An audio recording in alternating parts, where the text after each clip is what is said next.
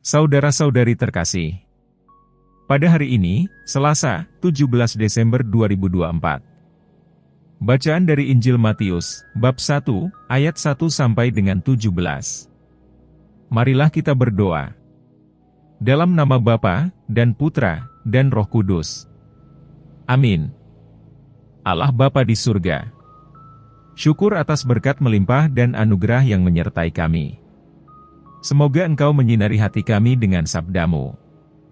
Demi Kristus, Tuhan dan pengantara kami. Amin. Bacaan Injil. Tuhan bersamamu, dan bersama rohmu. Inilah Injil suci menurut Matius. Dimuliakanlah Tuhan, inilah silsilah Yesus Kristus, anak Daud, anak Abraham. Abraham memperanakan Ishak, Ishak memperanakan Yakub, Yakub memperanakan Yehuda dan saudara-saudaranya. Yehuda memperanakan Peres dan Zerah dari Tamar, Peres memperanakan Hezron, Hezron memperanakan Ram. Ram memperanakan Aminadab, Aminadab memperanakan Nahason, Nahason memperanakan Salmon. Salmon memperanakan Boas dari Rahab, Boas memperanakan Obed dari Rut, Obed memperanakan Isai. Isai memperanakan Raja Daud, Daud memperanakan Salomo dari istri Uria. Salomo memperanakan Rehabeam, Rehabeam memperanakan Abia, Abia memperanakan Asa. Asa memperanakan Yosafat, Yosafat memperanakan Yoram, Yoram memperanakan Uzia. Uzia memperanakan Yotam, Yotam memperanakan Ahaz, Ahaz memperanakan Hizkia. Hizkia memperanakan Manasye, Manasye memperanakan Amon, Amon memperanakan Yosia. Yosia memperanakan Yehonya dan saudara-saudaranya pada waktu pembuangan ke Babel. Sesudah pembuangan ke Babel, Yehonya memperanakan Sealtiel, Sealtiel memperanakan Zerubabel. Zerubabel memperanakan Abihud, Abihud memperanakan Eliakim, Eliakim memperanakan Azor. Azor memperanakan Zadok, Zadok memperanakan Ahim, Ahim memperanakan Eliud. Eliud memperanakan Eleazar, Eleazar memperanakan Matan, Matan memperanakan Yakub. Yakub memperanakan Yusuf suami Maria, yang melahirkan Yesus yang disebut Kristus.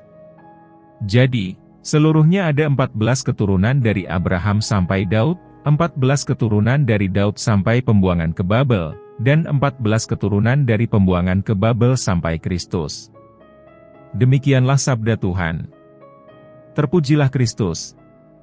Saudara-saudari terkasih, hari ini, kita membaca bagian awal Injil Matius, sebuah silsilah Yesus Kristus yang mungkin terlihat seperti daftar nama yang panjang dan monoton.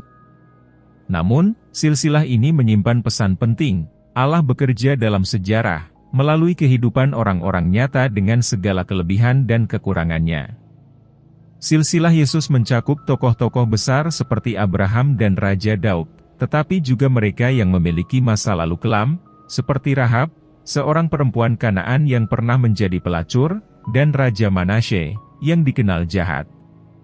Bahkan, ada nama perempuan seperti Rut, seorang asing dari Moab, yang menunjukkan bahwa karya Allah tidak terbatas pada bangsa atau status tertentu. Melalui silsilah ini, kita diajak untuk merenungkan 3 hal. Pertama, Allah setia pada janjinya. Silsilah ini menunjukkan bagaimana Allah setia pada janjinya kepada Abraham, bahwa melalui keturunannya semua bangsa akan diberkati. Janji ini terpenuhi dalam Yesus Kristus. Dalam kehidupan kita, Allah juga setia pada janji-janjinya. Dia tidak pernah meninggalkan kita, meski kita sering gagal. Kedua, Allah mampu mengubah kelemahan menjadi berkat. Orang-orang dalam silsilah Yesus tidak sempurna. Ada yang berdosa, ada yang berasal dari latar belakang yang dipandang hina, tetapi Allah tetap memakai mereka untuk melaksanakan rencananya.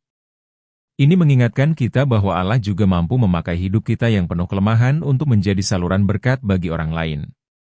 Ketiga, Allah hadir dalam setiap tahap kehidupan. Silsilah ini mencakup 42 generasi, dari Abraham hingga Yesus. Ini menggambarkan bahwa Allah hadir dalam setiap generasi, bekerja dalam setiap tahap sejarah. Dalam hidup kita, Allah tidak hanya hadir dalam momen-momen besar, tetapi juga dalam keseharian kita yang tampaknya biasa saja. Refleksi.